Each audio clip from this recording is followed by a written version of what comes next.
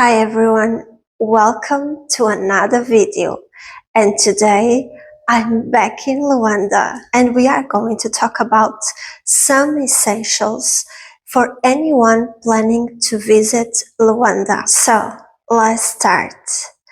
When is the best time to come to Luanda? First of all, Angola has two seasons, the summer and one milder period called here Cacimbo. The summer goes more or less from October to June, and in my opinion the summer is the best time to come to Luanda, not only because of the weather but because the old city come alive. Many places that had been closed or working shorter hours open full-time again. There are more events, more movement, and this general feeling of happiness in the air. Even the landscape completely transforms. It's like the old city go through a tropical wash. Acacia trees explode with red flowers, baobabs get their green leaves again, palm trees look incredible, vibrant. The fruits, there's so much more variety and they get way sweeter. It's mango season, not probably the mango that you already know. These are smaller with an intense flavor and sweet like honey. And since we are talking about fruits, let me show you another fruit from Angola. This is mabok, and this has such a hard shell that you literally need a hammer to open it.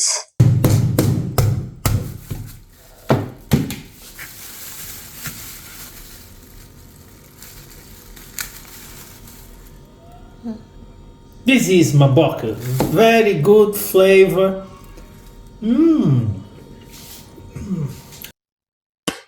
Inside there are several seeds surrounded by a juice pulp, but be careful with the seeds, they are toxic. And the leaves of the mabok tree are used as a painkiller. Now, let's go to the next question.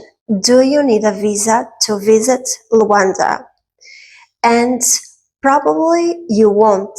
Angola currently has visa exemption agreements for several countries. You can check on my site here in this page if your country is in this list. But if your country isn't there, I also have another page where I explain all the documents you will need to apply to a tourist visa. But be aware that I'm filming this at October 2025. Rules might change over time, so always double check on the official government websites. Next question.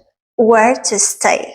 It really depends what you are looking for. If you are coming just to rest, in my opinion, you shouldn't stay in Luanda, but nearby Cabo Ledo. There are small lodges and beach bungalows, quiet, peaceful, and not expensive at all. There are also many things to do. A huge surf community. They say some beaches have the perfect waves. You can also go for skydiving, diving, and for me is the perfect place for do yoga. And there are many beautiful places to explore. For example, one place that I never been but I must go is the mermaids caves. I've seen online that they are very, very beautiful. So definitely a place to go. But if you still want to stay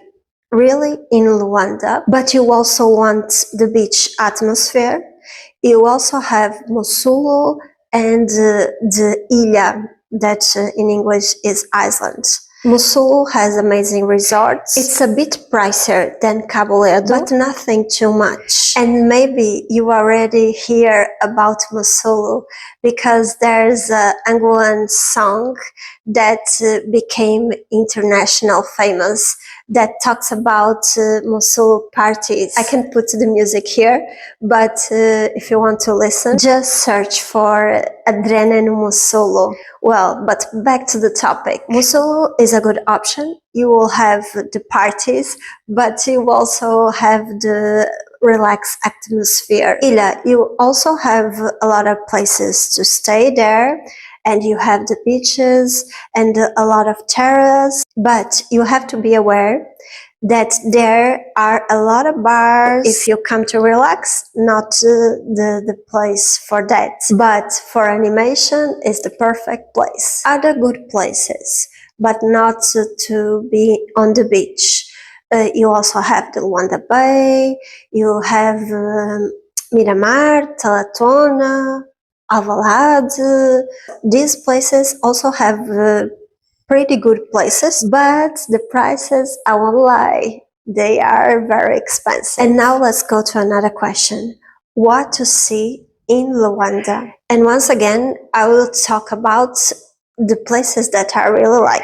If you are going to Cabo Ledo, don't just drive straight there. Stop along the way. You have to stop in the craft market, in Mirador da Lua, if you like safaris, you can stop in Parque de Kisama. I never been there because I'm a little scared of safaris.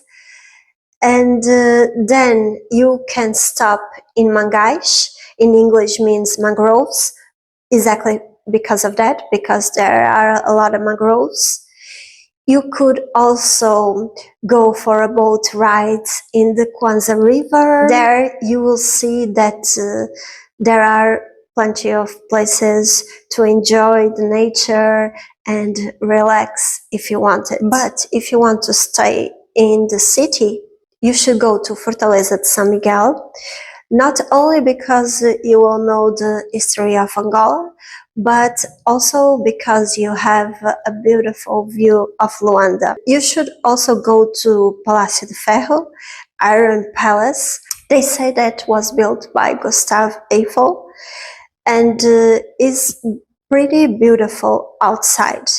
Inside don't have many things to see because normally they do events there. They do concerts and other things. Another place that you should go is to Luanda Science Center. I don't know if you like science, I love science, but not only because of that. It's because they have a section that is only about the Angolan culture. I think it's very interesting to go there.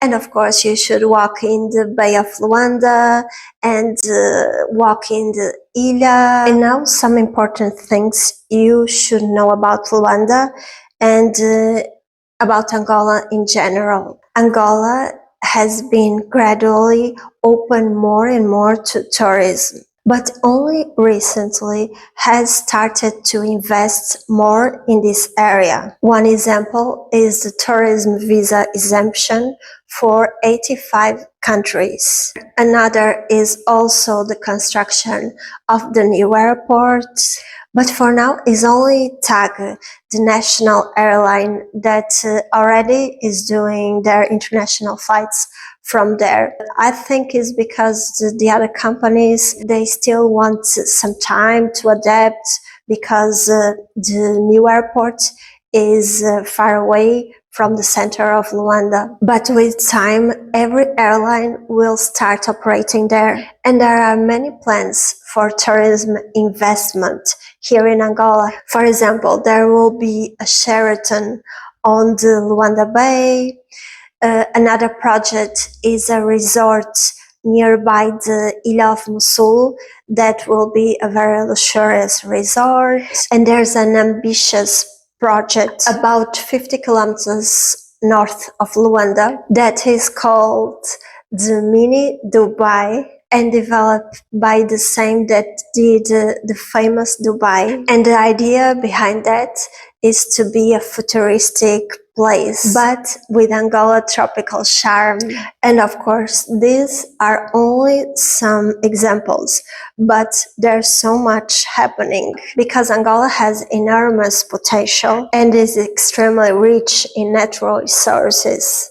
And another thing that I want to talk about, even if I already talked, is specifically about Luanda. Angola has been through a long period of war that only finished in 2002. And during that time, many people from the province came to Luanda because it was safer in Luanda. But as you can imagine, there weren't enough houses for everyone. So many people built makeshift houses in areas that here they call musseques. Since 2002, many buildings already have been built to improve living conditions, and many musseques already disappeared. However, there are still many musseques in Luanda. I don't show you in my videos musseques because I'm focused on the tourist areas, but be aware that they still exist. But I must say, despite of these problems, I saw incredible improvements in Luanda since the first time I came here. And now I also want to say, I have more videos where I talk about essential things for you to know before you come here. I have a video, for example, talking about health precautions that you need to know about coming here. And I also have another video where I talk about transport and currency. I even have another video where I talk about the new airport and some other tips about essential things. So I think with these videos, you already know a lot to come here. But if you still have doubts of something, you can leave a comment and I will try to answer in the next videos. In this video, I stay at home to tell you these things, but the next videos will go to the streets. And now, thank you so much for being here and see you in the next time.